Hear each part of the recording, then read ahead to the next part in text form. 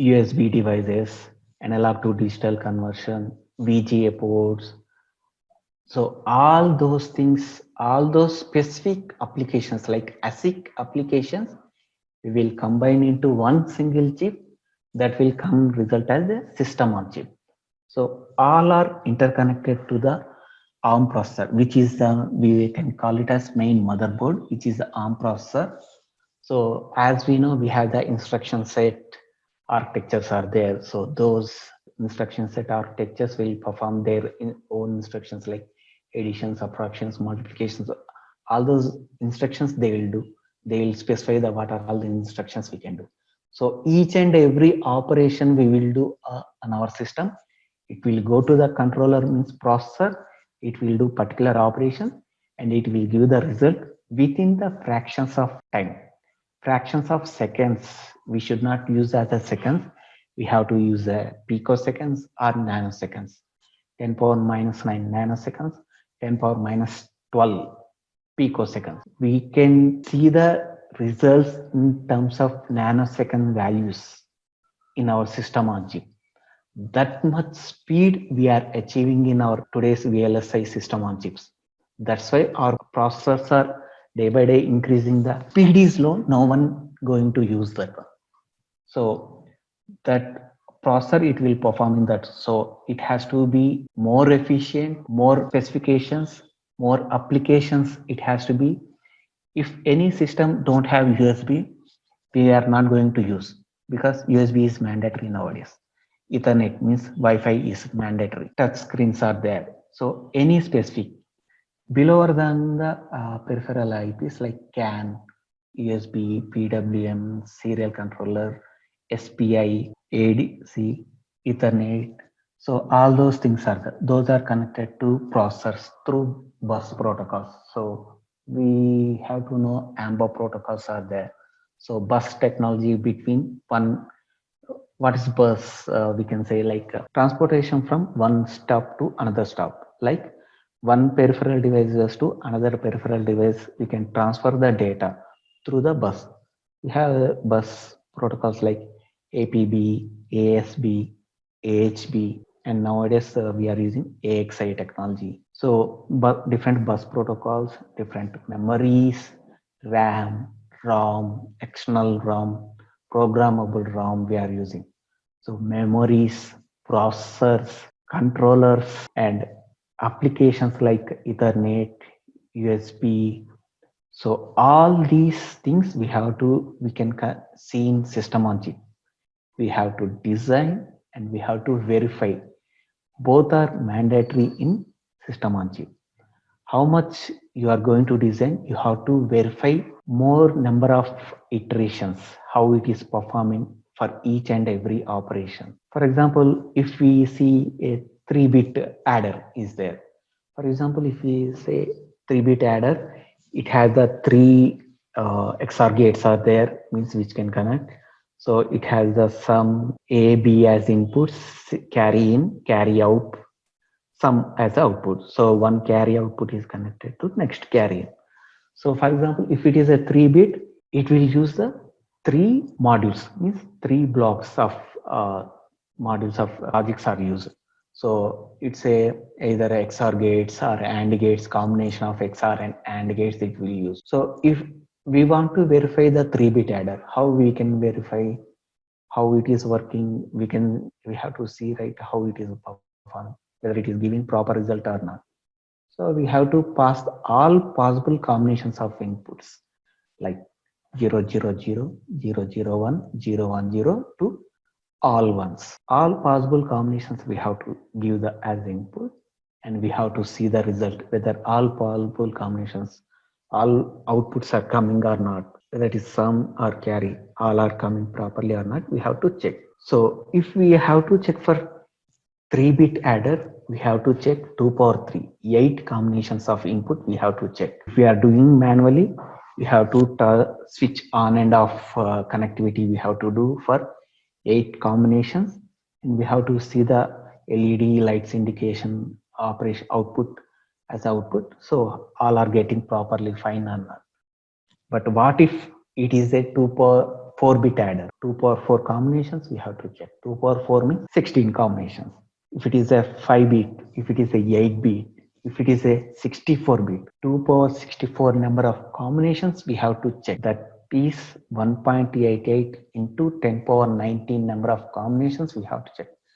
Will that be possible as a manual things in our nowadays? Because 10 power 19 combinations we have to check manually, or even if our program has to done that many combinations, we cannot do that through any normal operations or normal scenario. That's why we will use some other method technologies and our scenarios which can cover, we can see all possible results are coming or not, but in efficient way. There it comes to a test bench concept. What is a test bench? Test bench means it is a operation which pass the inputs to any RTL and receive outputs and check with the input values whether it exactly matching. For example, if it is a data transfer USB, we can, I will pass 1 1 2 2 3 3 4 4 like data values I will pass as the input. I have to check at output level whether both values are coming or not. So those we will do through in the test bench. Test bench it's more mainly includes the models of each and every application, each and every peripheral or any specific operation there are there. We can do any replication model for that one. We can check with that one in the test bench. So each and every as application, Ethernet or USB or PCI or Bluetooth or anything, all those things we will design one sample model and we will check with each and every operation it's doing properly or not through the test bench. Test bench is separate, DUT is separate, means RTL is separate. Both are connected through some in between modules or interfaces are there. We will see in more into in if we going through. So it's a self check. As I said previously, any electronic device has to be automated process. Means it has to do lot of operations internally in self mode operations. We cannot use manual effort every time do this operation like manually. We cannot do.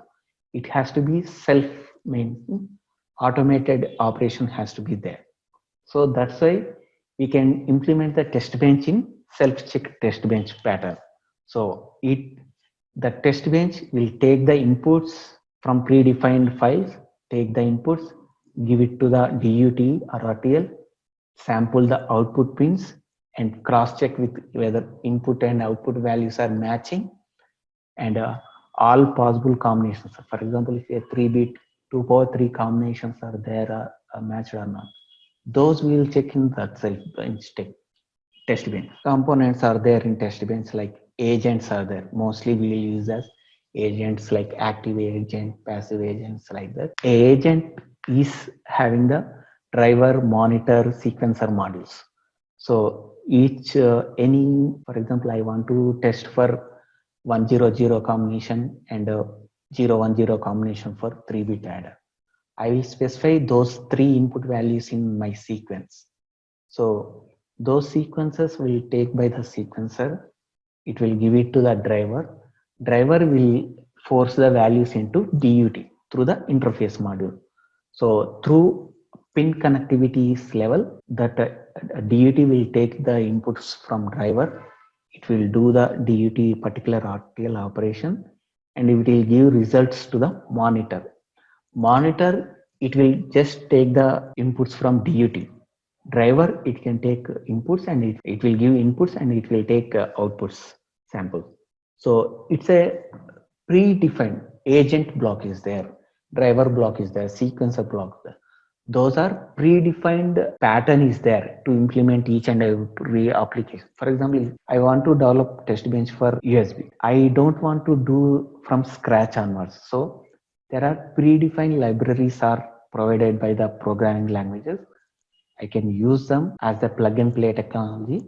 So we can, whenever I want to use them, I can use, I can create those, I can dissolve them. So this is the main advantage of self-checking text bench. We, once we program it for one particular operation, it will do, keep on do operation until it will stop. Means it will be like automated or self check. Like we, once we, like if we write a compare operation between input and output, it will do compare operation for throughout every sample operation, every edge of the clock. So those are coming to self-check test bench. So for that one, we can use scoreboards or checkers are there, and assertions are there. Once for example, I designed a 3-bit adder. I checked the design with only two values, 010, 110. What about the rest of the things? Rest of the things also we have to do, but those will be done in background operation by some other scenarios will be there in our test bench. So those will be done. Whether those, I can see how many combinations a pin is toggled how many times, whether it is 0 for how many, 1 for how much time period. Like that we can see in coverage collector, and test case how many number of pins it is selected, how many number of values it tested. All those things, it is a self running mechanism. Once we give clock and power, it will run automatically. Our designs also like that, right? If we turn on a computer, if we kept power on, it will boot up, it will take the pre-installed Windows OS from hard disk rom to ram will take each and every instruction from hard disk, and it will do send it to the motherboard, and it will boot up, operation will complete. All peripherals like USBs and Ethernets all will power on. Those all will be active after the reset operations complete. So those all things are happening in single click. So that is the automation. That is the self-made technology. If any issues are there, if any issues in hard disk, it will prompt a message like issue in hard disk. Press 1 to continue. Like that, it will print. Means that self-check technology is there inside that system. It will check for each and every operation. If we are using any USB transfer operation, if we unplug it instantly, it will like some error happen, because it is checking background each and every operation it is doing, whether it is doing properly or not. So those are all coming to self-check test bench. So those will do in our VLSI technology. The, and those will affect for high performance blocks. And what are all the problems we are facing in chip design? Complicated, because if we are using such a high-end systems or high-end servers, we have to handle more number of transistors at a time. For example, one system laptop itself having crores and crores of transistors on a single chip. Those has to be run in background for each and every operation. So those has to be handled through the specific operation. Those we have to design. So those are, we can design using CAD tools are there, and hierarchical means specific hierarchical from system to module to block to cell to transistor. Like that hierarchical path we can use, and we can reuse the design. If I design for any application, I can reuse for that one. Those problems, those complicated design problem will go with these CAD tools, hierarchical designs, and design reviews. And if we are using any communication things like mobile phone calls or anything, if we get any noise or crosstalk or anything, there it will be like a uninterrupted, means multiple operations are combined in single thing. So those we will resolve by the physical design. And if we are using such a complicated system on chip, we have more than 30 to 40 blocks of operations. Those many pins we have to interconnect with each other. So those interconnect layers and connectivity will be main issue for the design. So for that one, we have to specify the wire size, the wire connectivity, optimization we have to do in the proper format. Then we can avoid those problems in our interconnectivity. And once we want to design or we want to verify, what we have to know, like for RTL design, we have Verilog.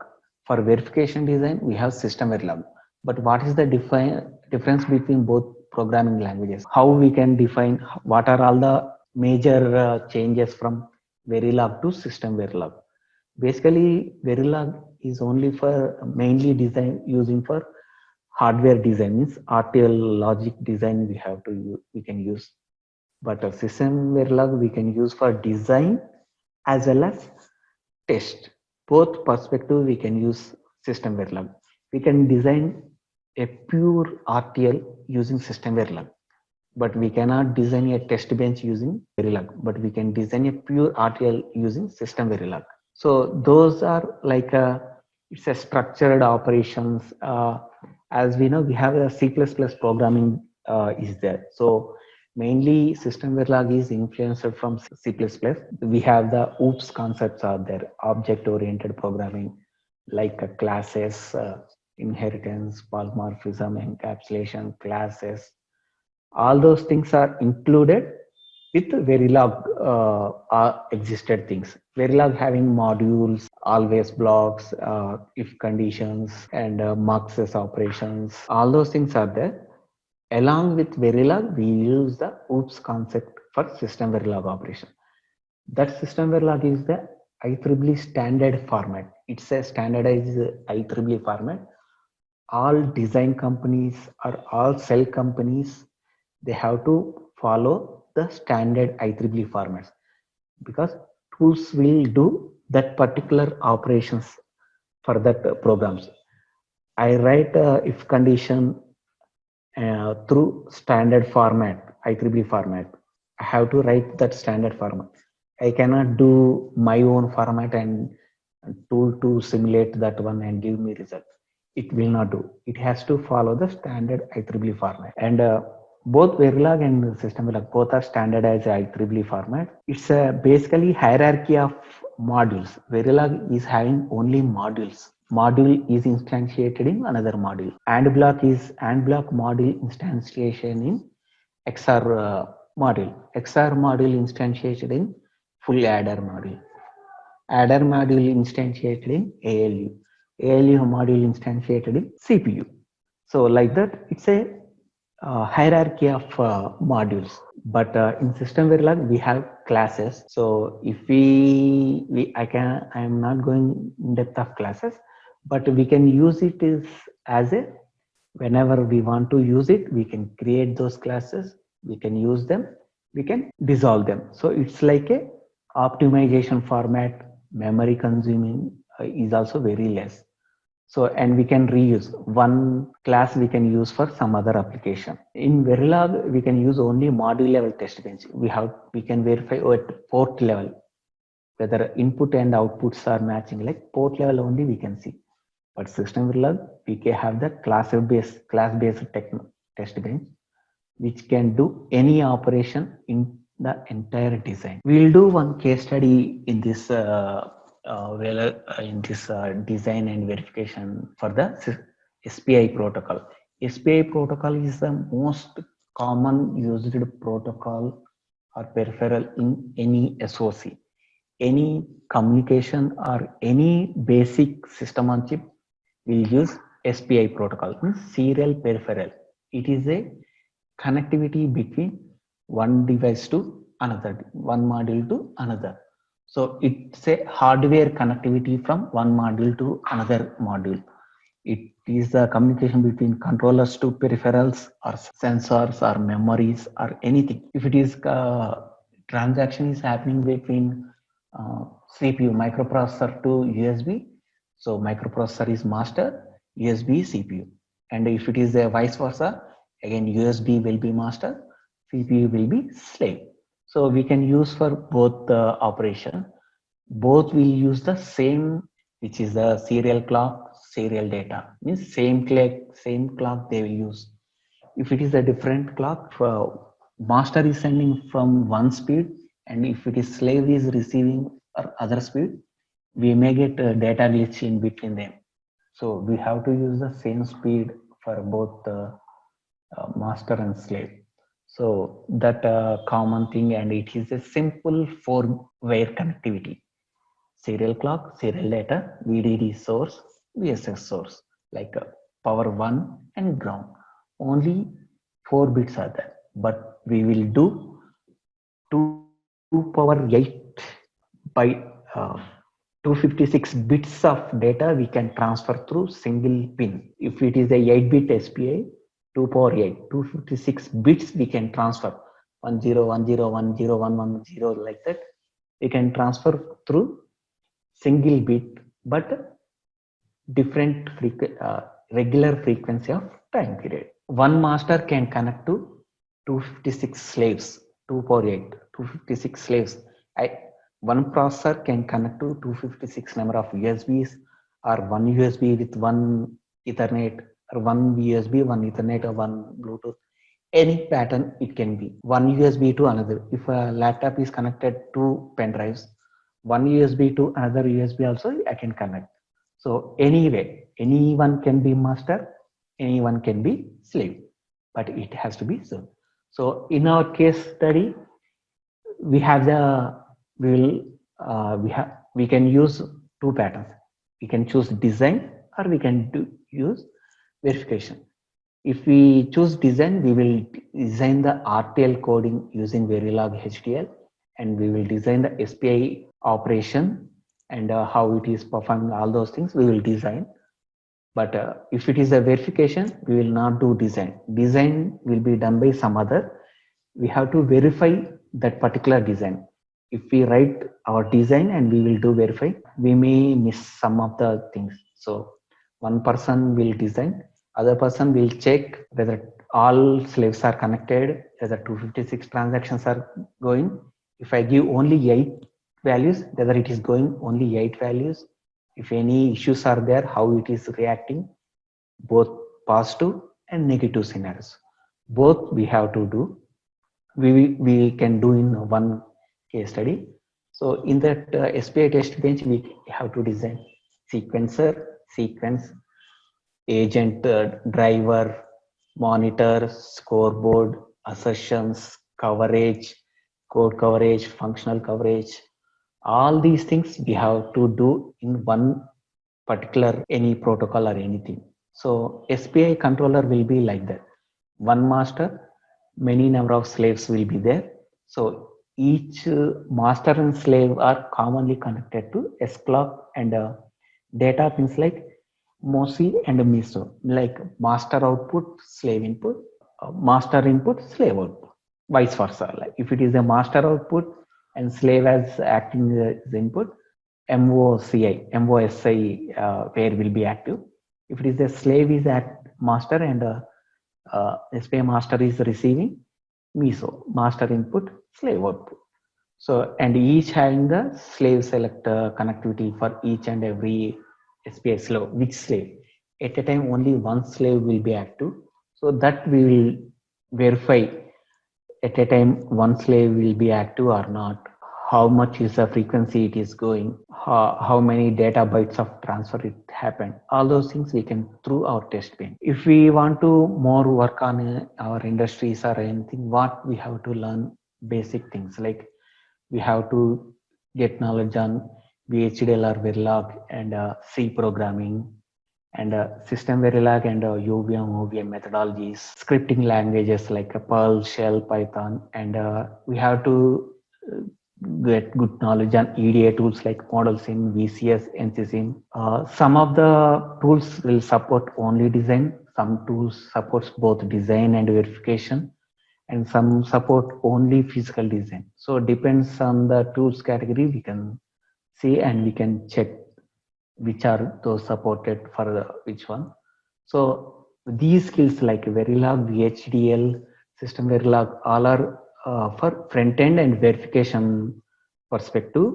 And for physical design, we have the predefined tools designed by Cadence and Synopsys, we can use them. We have the several semiconductor companies are available in our worldwide, global wise.